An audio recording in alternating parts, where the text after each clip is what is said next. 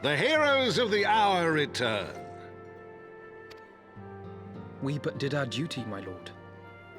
It was the memories of fallen friends and not our heroism which saw us through at the last.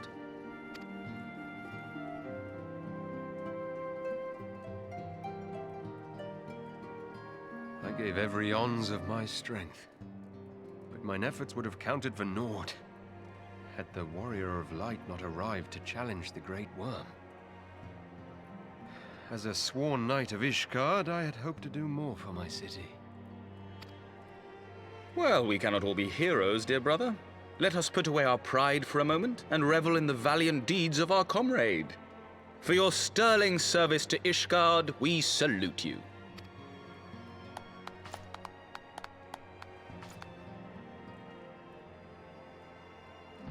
And while we're on the subject of valiant deeds, I believe I myself have earned some small measure of recognition. Under my watchful command, the ballistas of the Outer Ward struck down a veritable swarm of Dravanian invaders. My lord's command was certainly watchful. He bravely watched as the siege crews took aim, and continued to watch as countless wyverns met their end. Indeed, the ward's defenders proved so well drilled that my lord had little occasion to stop watching.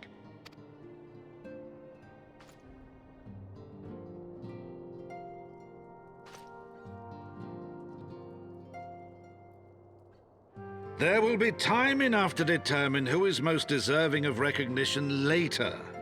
Our friends are doubtless weary from their exertions. I had chambers prepared in expectation of your return. You are welcome to retire at your leisure.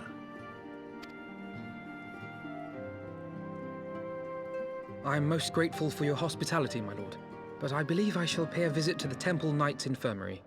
Pray excuse me.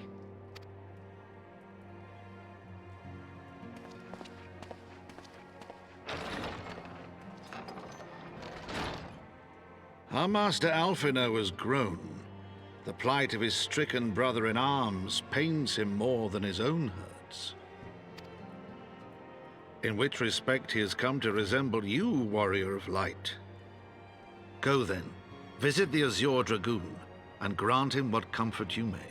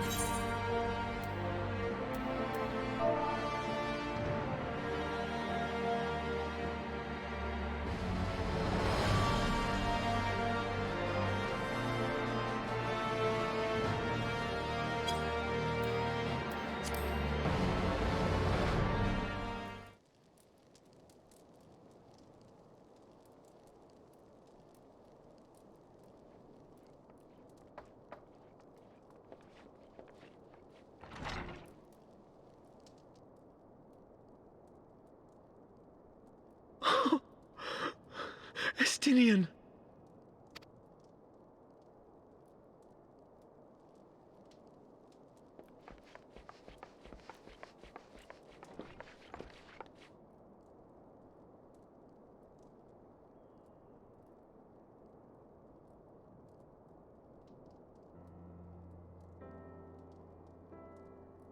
Cease your mewling, boy. It grates my ears.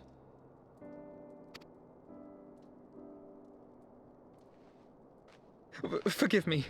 When I saw you awaken, I could not... It was such a relief. We feared you might never wake up. Now, Astinian. If Master Alphino thought any less of you, you would still be Nidhogg's plaything. Or dead. Aye, 'twas but a jest. I thank you, Alphino. And you too, Warrior of Light.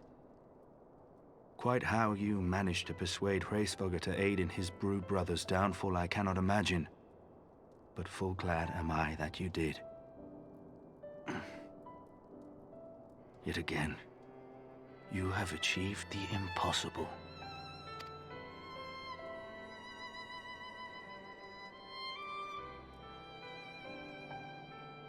I, for my part, owe you an apology. When last we met, I did willingly loose an arrow at your heart. Can you forgive me? There is naught to forgive, Hameric. You but acted in defense of Ishgard as is your duty. Were you any less single-minded about it, I would not follow you into battle, nor trust you at my back. Besides, I had come to the selfsame conclusion, that I would have to perish for Nidhogg to be stopped. So let us dispense with the hand-wringing. I have heard enough mewling for one day. Oh!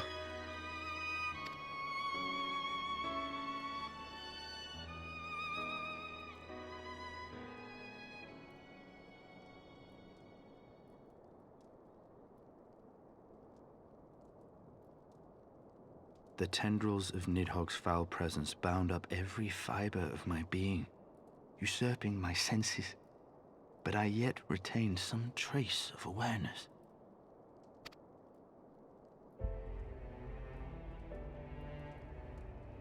The worm's mind was as a vast and tumultuous sea. Endlessly its black waters churned, his grief and despair at Ratatoska's murder never calming, never receding. Driven by this surging current came wave upon wave of unrelenting rancor. It was the very image of my own heart. There I saw the dark reflection of the hatred I felt after Nidhogg slew my family, when no path remained save vengeance against dragonkind.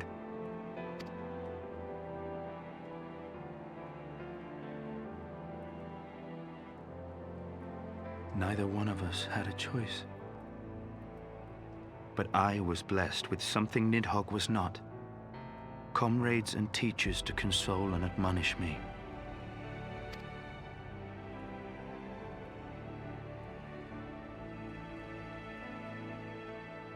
Had I not had them to gainsay my obsession, it would surely have consumed me as Nidhogg's did him, and we would have been in all respects alike.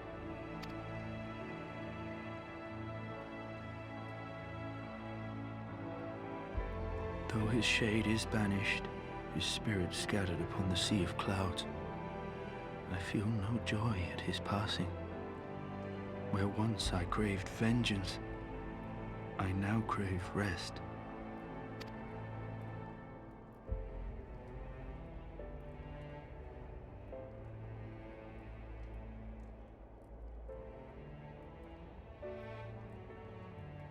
Lord Commander, my hunt is at an end. I would lay down the mantle of Azure Dragoon. My friend.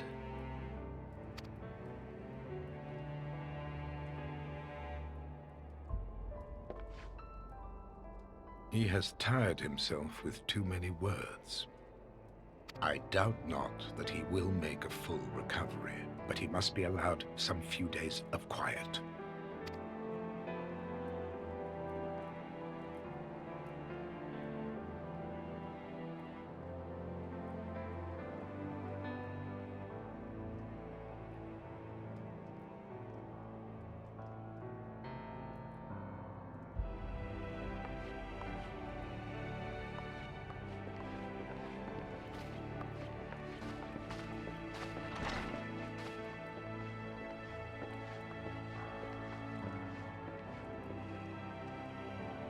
I too must see my path to its end.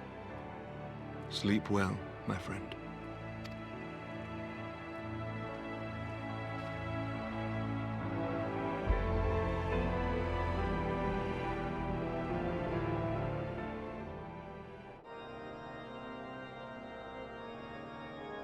Following the battle with Nidhogg on the Steps of Faith, Sir Emeric called an assembly that he might make his final proclamation as acting head of state.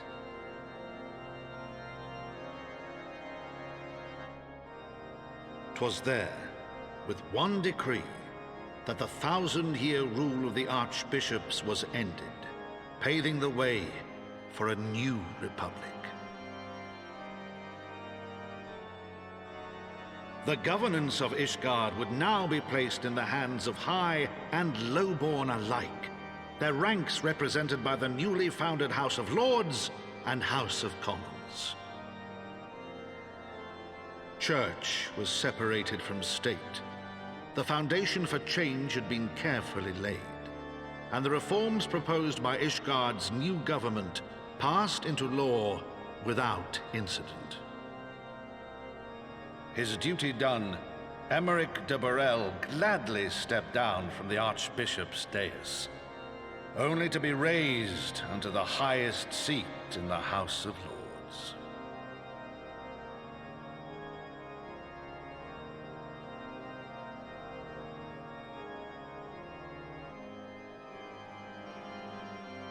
Though he strove at first to refuse this honor, the unexpectedly strident voice of the Count de Durandare left him little choice but to accept.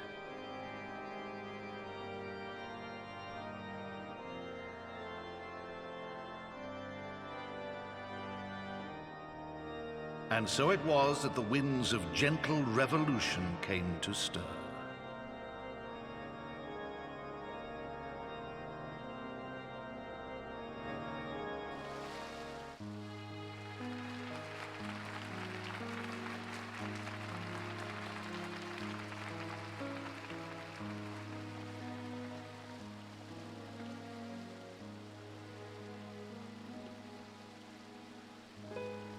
Prominent among the many honored guests at Sir Emeric's investiture were the ambassadors of Dragonkind, a fitting symbol of Ishgard's newfound peace.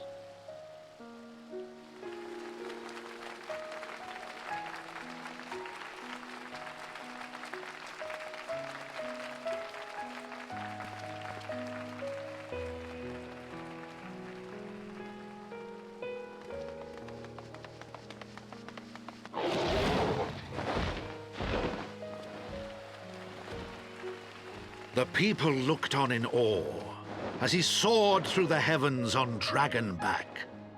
And by their cheers did they hail him an azure dragoon for a new age.